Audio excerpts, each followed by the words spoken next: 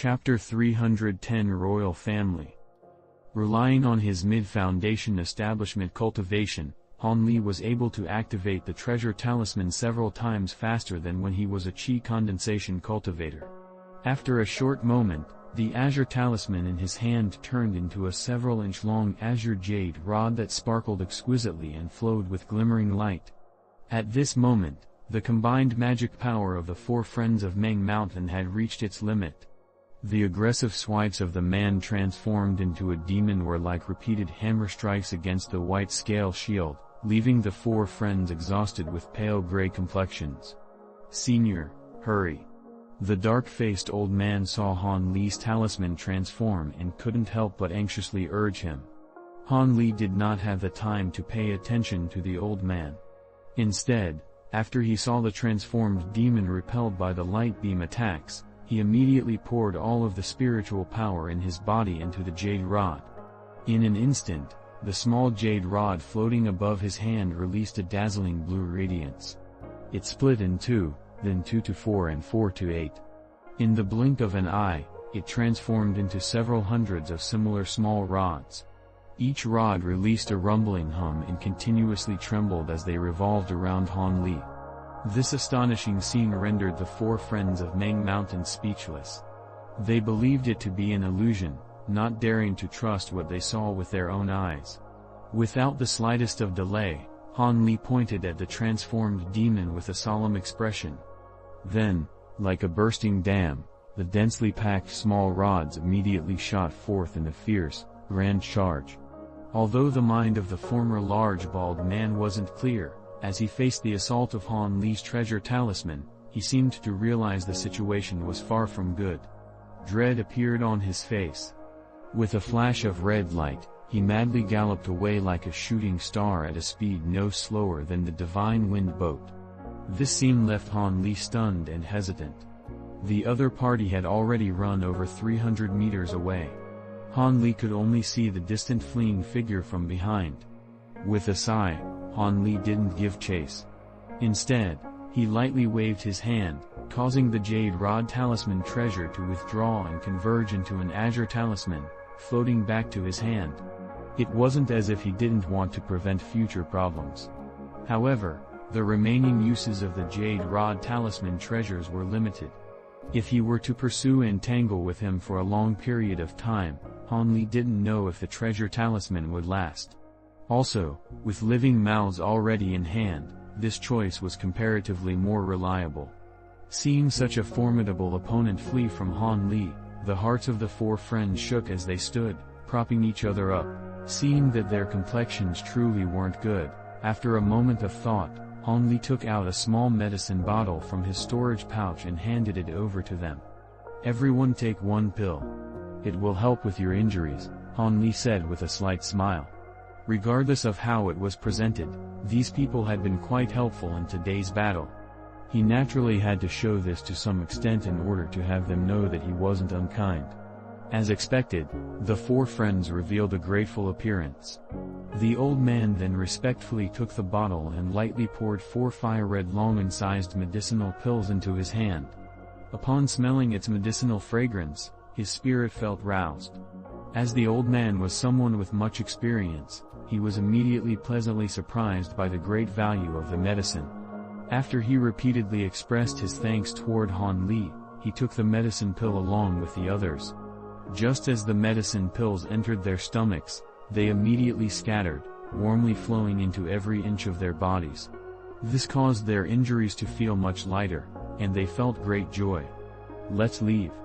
It will be troublesome if we stay here for long and the Black Fiend school brings reinforcements," Han Li said with a deep voice as he took a look at the captured young prince and Steward Wang. The four friends naturally didn't have any objections. They obediently carried the 2 captives onto the divine wind boat. Han Li then hastily flew with all of them on board.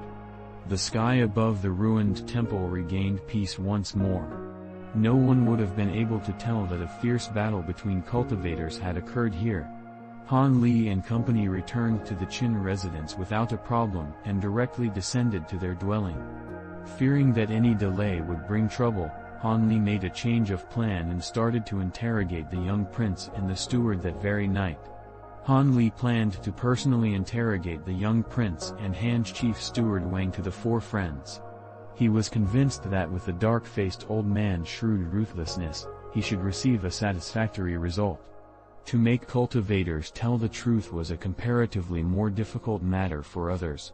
However, Han Li, who had a rough understanding of bewitchment techniques and was proficient in the Tao of medicine, simply had no problem in this regard.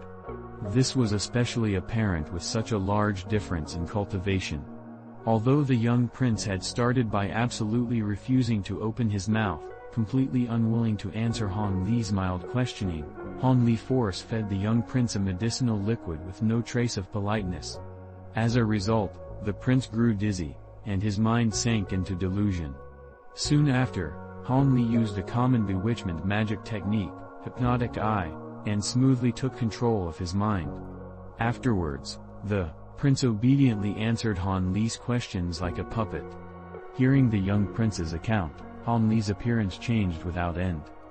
At the start, he was solemnly ice-cold. In the middle, he was stunned and amazed. By the end, he appeared conflicted and gloomy. With the young prince divulging all his hidden secrets, Han Li muttered to himself for a moment. Then he took out a black medicinal pill he had prepared beforehand and expressionlessly stuffed it down the young prince's throat before walking out of his room, not even giving the young prince another glance. This soul-breaking pill was enough to silently kill the young prince. Although Han Li didn't feel very good about using poison to kill a defenseless person, in light of the young prince using over 10 cultivators as blood sacrifices to cultivate a demonic art, his death couldn't be regarded as unjust. When he arrived at the Clear Sound courtyard, the four friends of Ming Mountain were discussing the interrogation with solemn expressions. Once they saw Han Li enter, they all stood and welcomed Han Li to the head seat. Han Li sat down without declining and asked, "So how about it? Did Steward Wang confess to anything?" The four friends exchanged mutual glances. As the eldest member, the dark-faced old man stood and replied, "Senior might already know this. I'm afraid the situation is quite complicated, especially if Steward Wang didn't lie." With that said, the old man stole a look at Han Li. However, Han Li's expression was normal and didn't express anything. With no better option, the old man deliberated for a moment and forced himself to say, "This one has learned much information with regards to the Black Fiend School from Steward Wang. However, most of it is insignificant. Only one extremely jeopardizing matter is important. That is, the Black Fiend School Master is hiding in the Imperial City. Furthermore, the current mortal emperor of the state of Yue has long since become his puppet, turning the Imperial Palace into the Black Fiend School's nest. As it happens to be, the Black Fiend School Master is a man called Li Poyun, a eunuch among the stewards within Imperial Palace. It is said that he is in the middle of secluded cultivation." When the dark-faced old man said this, he wrinkled his brow. He felt this matter wasn't easy to handle. After all, even if cultivators held mortals in contempt, they still had to be somewhat wary toward the highest ruler of the mortal world. After Han Li heard this, his face didn't change. However, his heart sighed incessantly. He didn't have any fear for the emperor, but he knew that the current royal family of the state of Yue was actually in joint cooperation with the 7 sects. Each of the sects had an unwritten rule strictly prohibiting even a half-step of entry into the Forbidden City. This was to avoid any sect from seizing the royal family by force and leaving the other sects at a disadvantage. Thus, for several hundred years, the slightest trace of 7 sect disciples had not appeared in the imperial city of Yue. So long as the state of Yue's emperor didn't make any great blunders by not making any offerings to the 7 sects, the 7 sects left them completely alone. Perhaps it was this that gave the Black Fiend School an advantageous opportunity. Han Li had already contemplated the young prince's answers many times over, but he was still unsure as to what to do. This rule had been maintained for such a long time. Even if he uncovered the true identity of the Black Fiend School Master, who knew if that would atone for his crime of trespassing into the Imperial City? Not only was it possible that he could receive no merits, but he could also be severely punished. Being unable to distinguish between what was the right or wrong course of action, he grew extremely annoyed. In the long history of the 7 great sects, such occurrences had happened before.